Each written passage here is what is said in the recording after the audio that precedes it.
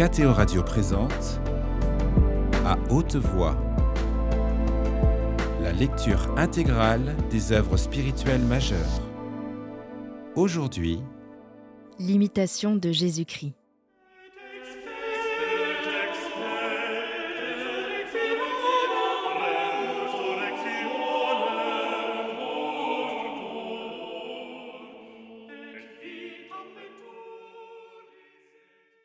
Chapitre 24.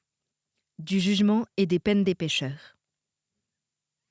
En toute chose, regardez la fin, et reportez-vous au jour où vous serez là, debout devant le juge sévère, à qui rien n'est caché, qu'on n'apaise point par des présents, qui ne reçoit point d'excuses, mais qui jugera selon la justice. Pécheurs misérables et insensés, que répondrez-vous à Dieu qui sait tous vos crimes, vous qui tremblez quelquefois à l'aspect d'un homme irrité? Par quel étrange oubli de vous-même vous en allez-vous, sans rien prévoir, vers ce jour où nul ne pourra être excusé ni défendu par un autre, mais où chacun sera pour soi un fardeau assez pesant. Maintenant votre travail produit son fruit. Vos larmes sont agréées, vos gémissements écoutés, votre douleur satisfaite à Dieu et purifie votre âme.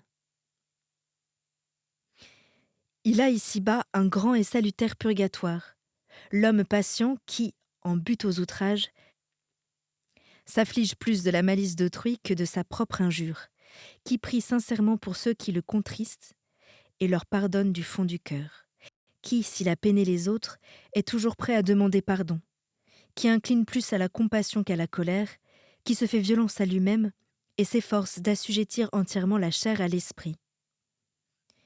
Il vaut mieux se purifier maintenant de ses péchés et retrancher ses vices, que d'attendre de les expier en l'autre vie. Oh, combien nous nous trompons nous-mêmes par l'amour désordonné que nous avons pour notre chair. Que dévorera ce feu sinon vos péchés?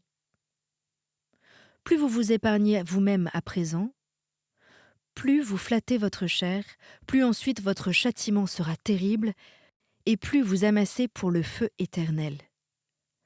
L'homme sera puni plus rigoureusement dans les choses où il a le plus péché. Là, les paresseux seront percés par des aiguillons ardents, et les intempérants tourmentés par une faim et par une soif extrême. Là, les voluptueux et les impudiques seront plongés dans une poix brûlante et dans un soufre fétide. Comme des chiens furieux, les envieux hurleront dans leur douleur. Chaque vice aura son tourment propre. Là, les superbes seront remplis de confusion, et les avares réduits à la plus misérable indigence. Là, une heure sera plus terrible dans le supplice que 100 années ici dans la plus dure pénitence. Ici, quelquefois, le travail cesse, on se console avec ses amis. Là, nul repos, nulle consolation pour les damnés. Soyez donc maintenant pleins d'appréhension et de douleur pour vos péchés, afin de partager au jour du jugement la sécurité des bienheureux. Car les justes alors s'élèveront avec une grande assurance contre ceux qui les auront opprimés et méprisés. Alors se lèvera pour juger celui qui se soumet aujourd'hui humblement au jugement des hommes. Alors l'humble et le pauvre auront une grande confiance. Et de tous côtés l'épouvante environnera le superbe. Alors on verra qu'il fut sage en ce monde, celui qui apprit à être insensé et méprisable pour Jésus-Christ. Alors on s'applaudira des tribulations souffertes avec patience, et toute iniquité sera muette. Alors tous les justes seront transportés d'allégresse, et tous les impies consternés de douleur. Alors la chair affligée se réjouira plus que si elle avait toujours été nourrie dans les délices. Alors les vêtements pauvres resplendiront, et les habits somptueux perdront tout leur éclat. Alors la plus pauvre petite demeure sera jugée au-dessus du palais tout brillant d'or. Alors une patience constamment soutenue sera de plus de secours que toute la puissance du monde, et une obéissance simple élevée plus haut que toute la prudence du siècle. Alors, on trouvera plus de joie dans la pureté d'une bonne conscience que dans une docte philosophie. Alors le mépris des richesses aura plus de poids dans la balance que tous les trésors de la terre. Alors le souvenir d'une pieuse prière vous sera de plus de consolation que celui d'un repas splendide. Alors vous vous réjouirez plus du silence gardé que de longs entretiens. Alors les œuvres saintes l'emporteront sur les beaux discours. Alors vous préférez une vie de peine et de travail à tous les plaisirs de la terre. Apprenez donc maintenant à supporter quelques légères souffrances, afin d'être alors délivré de souffrances plus grandes. Éprouvez ici d'abord ce que vous pourrez dans la suite. Si vous ne pouvez maintenant souffrir ce peu de choses, comment supporterez-vous les tourments éternels ? Si maintenant la moindre douleur vous cause tant d'impatience, que sera-ce donc alors des tortures de l'enfer ? Il y a, n'en doutez point, deux joies qu'on ne peut réunir. Vous ne pouvez goûter ici-bas les délices du monde et régner ensuite avec Jésus-Christ. Si vous aviez vécu jusqu'à ce jour dans les honneurs et les voluptés, de quoi cela vous servirait-il s'il vous fallait mourir à l'instant ? Donc, tout est vanité. Or, aimer Dieu et le servir lui seul. Car celui qui aime Dieu de tout son cœur ne craint ni la mort, ni le supplice, ni le jugement, ni l'enfer, parce que l'amour parfait nous donne un sûr accès près de Dieu. Mais celui qui aime encore le péché, il n'est pas surprenant qu'il redoute la mort et le jugement. Cependant, si l'amour ne vous éloigne pas encore du mal, il est bon qu'au moins la crainte vous retienne. Celui qui est peu touché de la crainte de Dieu ne saurait longtemps persévérer dans le bien, mais il tombera bientôt dans les pièges du démon.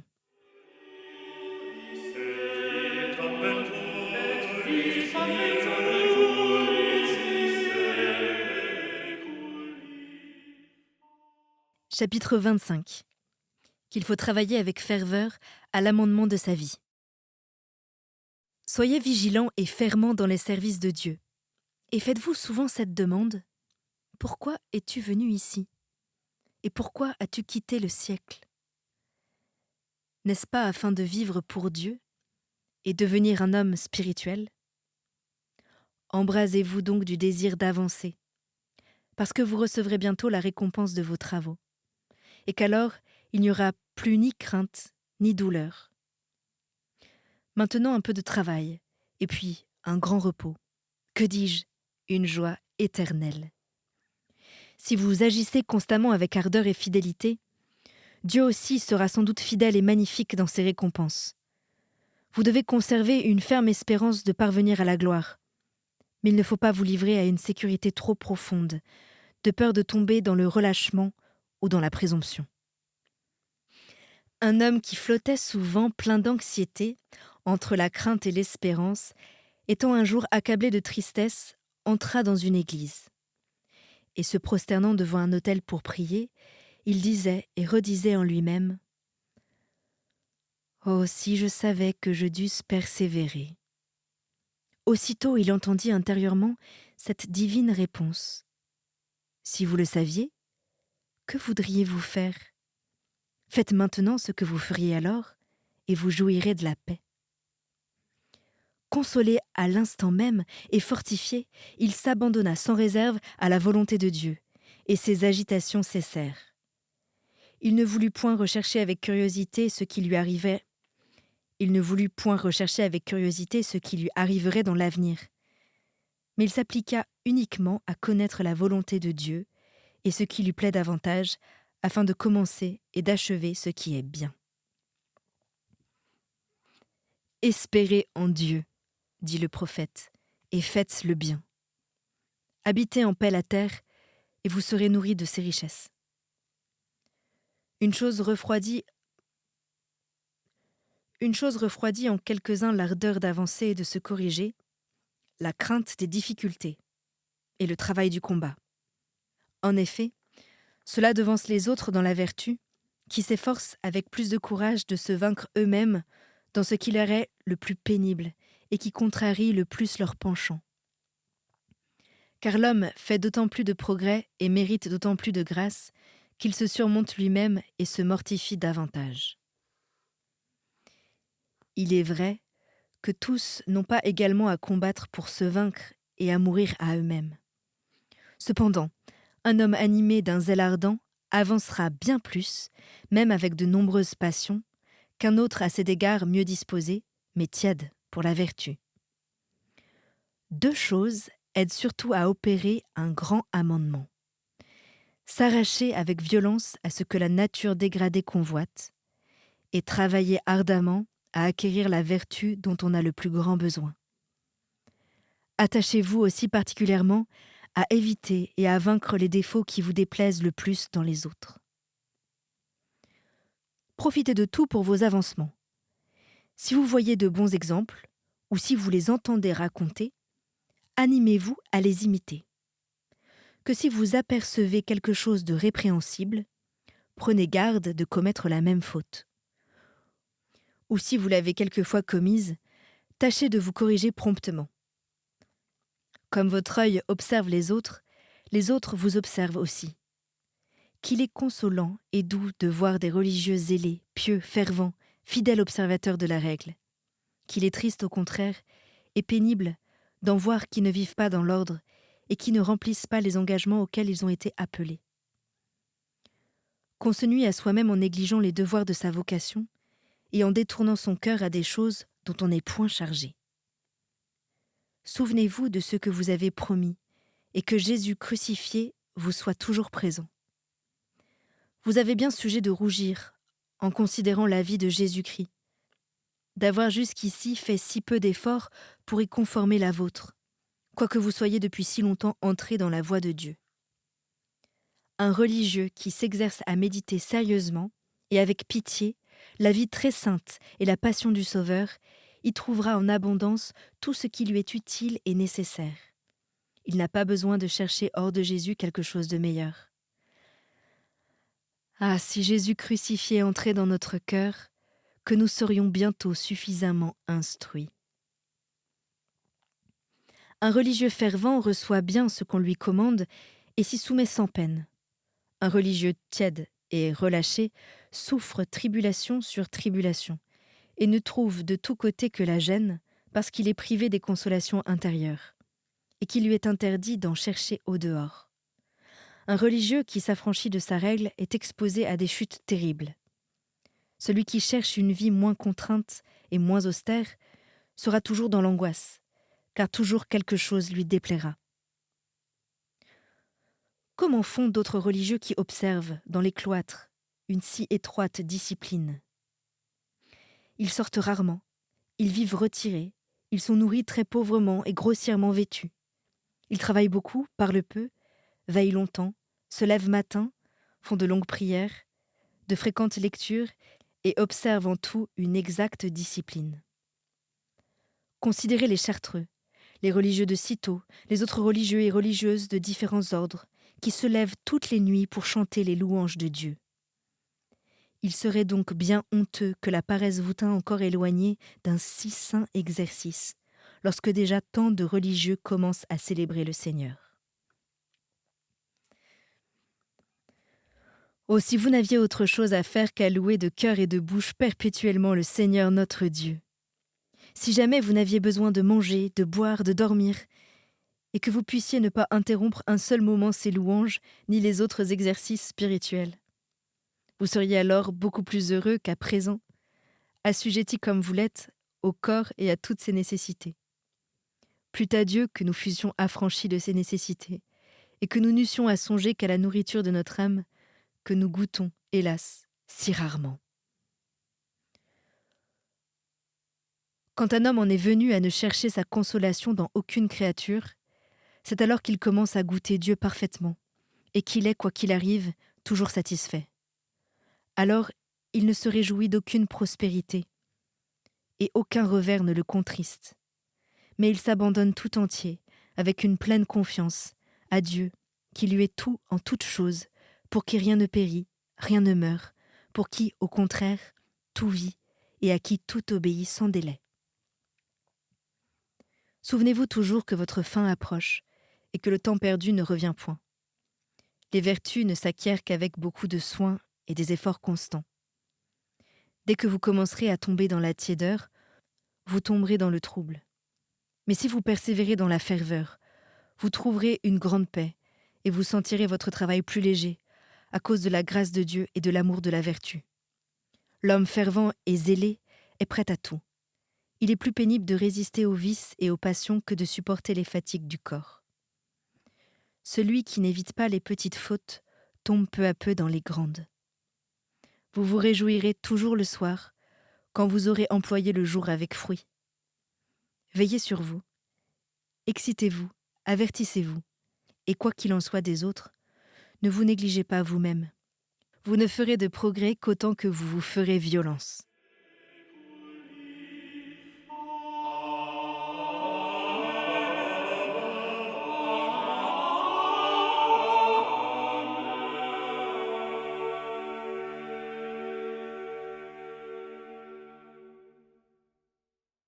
Livre second. Instructions pour avancer dans la vie intérieure. Chapitre 1er. De la conversation intérieure. Le royaume de Dieu est au-dedans de vous, dit le Seigneur. Revenez à Dieu de tout votre cœur. Laissez là ce misérable monde et votre âme trouvera le repos. Apprenez à mépriser les choses extérieures et à vous donner aux intérieures, et vous verrez le royaume de Dieu venir en vous. Car le royaume de Dieu est paix et joie dans l'Esprit Saint, ce qui n'est pas donné aux impies.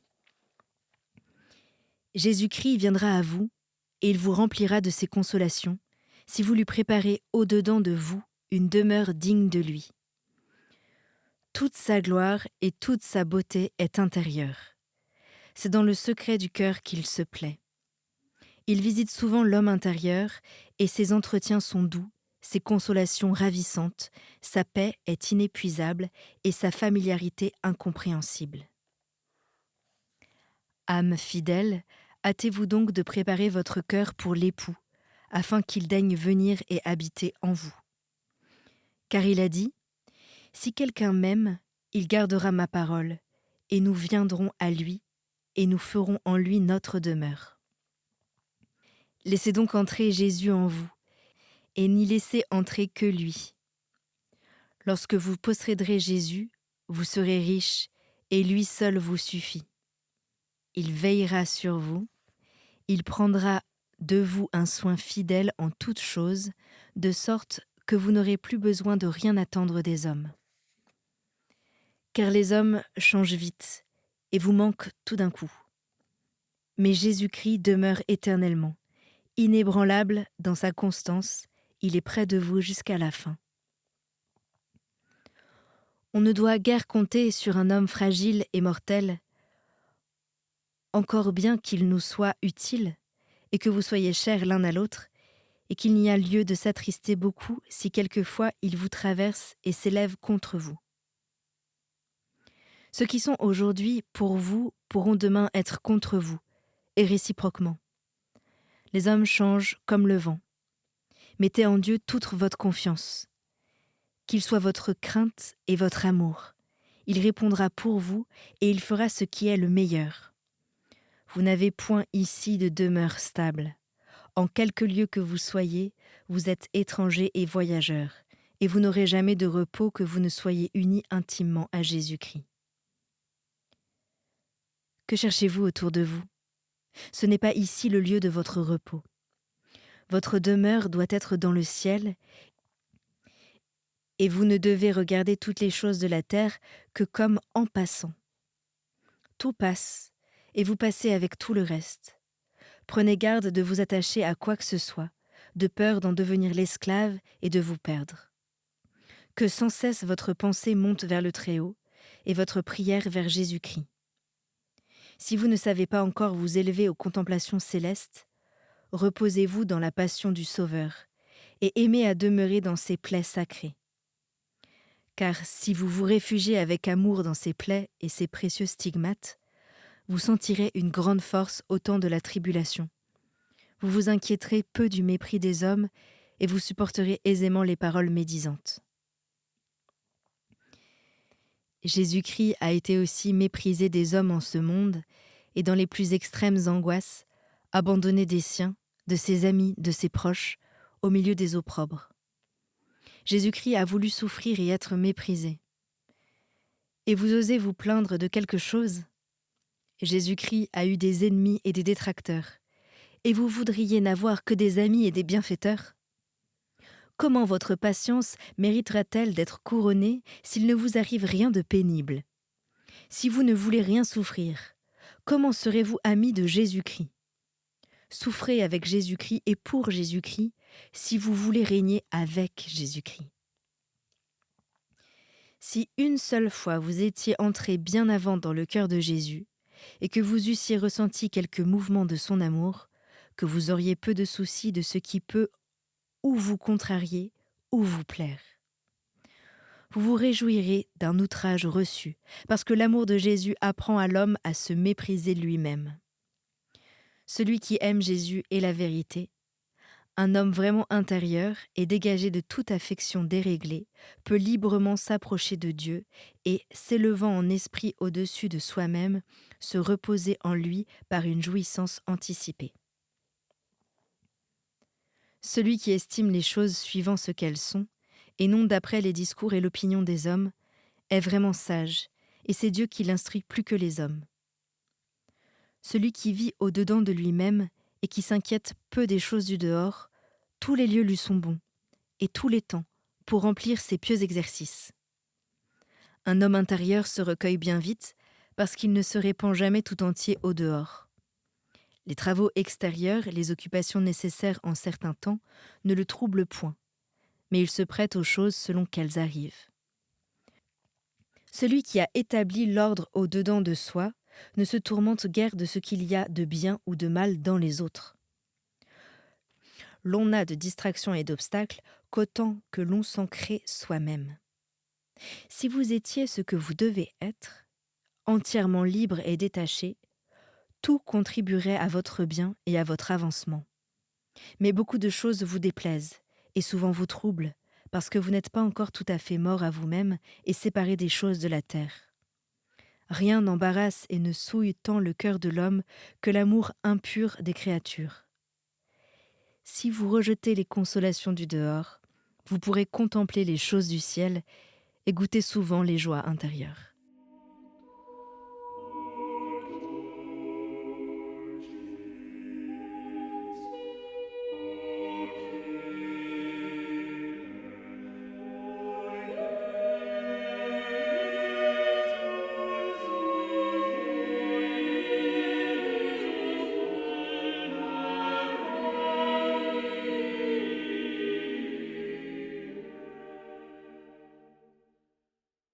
Chapitre 2. Qu'il faut s'abandonner à Dieu en esprit d'humilité. Inquiétez-vous peu qui est pour vous ou contre vous. Mais prenez soin que Dieu soit avec vous en tout ce que vous faites.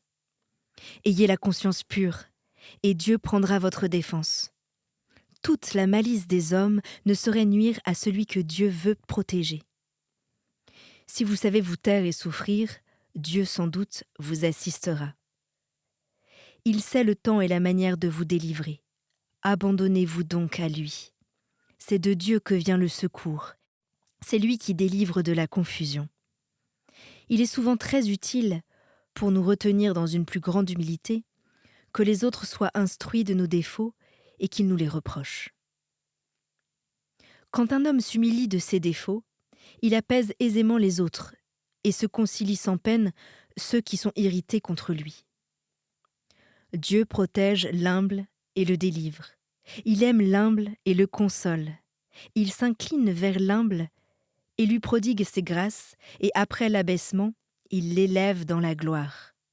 Il révèle à l'humble ses secrets, il l'invite et l'attire doucement à lui. Quelque affront qu'il reçoive, l'humble vit encore en paix, parce qu'il s'appuie sur Dieu et non sur le monde. Ne pensez pas avoir fait de progrès si vous ne pensez pas avoir fait de progrès si vous ne vous croyez au-dessus de tous les autres.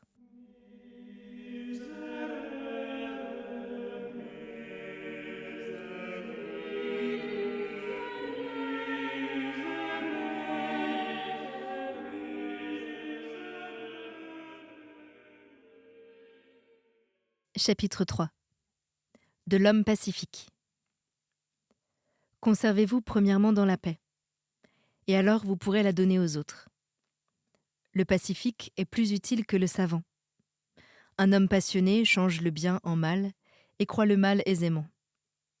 L'homme paisible et bon ramène tout au bien. Celui qui est affermi dans la paix ne pense mal de personne. Mais l'homme inquiet et mécontent est agité de divers soupçons. Il n'a jamais de repos et n'en laisse point aux autres. Il dit souvent ce qu'il ne faudrait pas dire et ne fait pas ce qu'il faudrait faire. Attentif aux devoirs des autres, il néglige ses propres devoirs.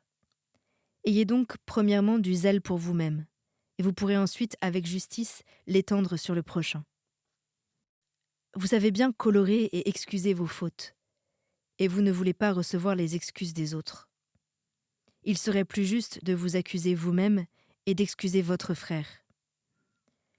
Si vous voulez qu'on vous supporte, supportez aussi les autres. Vous voyez combien vous êtes loin encore de la vraie charité et de l'humilité, qui jamais ne s'irrite et ne s'indigne que contre elle-même. Si ce n'est une grande chose de bien vivre avec les hommes doux et bons, car cela plaît naturellement à tous. Chacun aime son repos et s'affectionne à ceux qui partagent ses sentiments. Mais vivre en paix avec des hommes durs, pervers, sans règles, et qui nous contrarient, c'est une grande grâce, une vertu courageuse et digne d'être louée. Il y en a qui sont en paix avec eux-mêmes et avec les autres. Il y en a qui n'ont point la paix et qui troublent celle d'autrui. Ils sont à charge aux autres et plus à charge à eux-mêmes.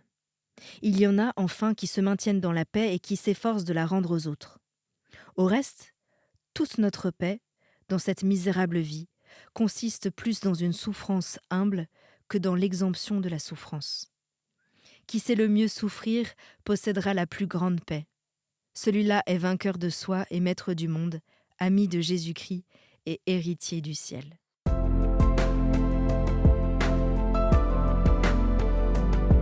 C'était À haute voix, une émission de KTO Radio. Aujourd'hui, l'imitation de Jésus-Christ. Lecture, Anne-Céline Pellarini. Captation et réalisation, Gustave Schlicht et Hachem Driss.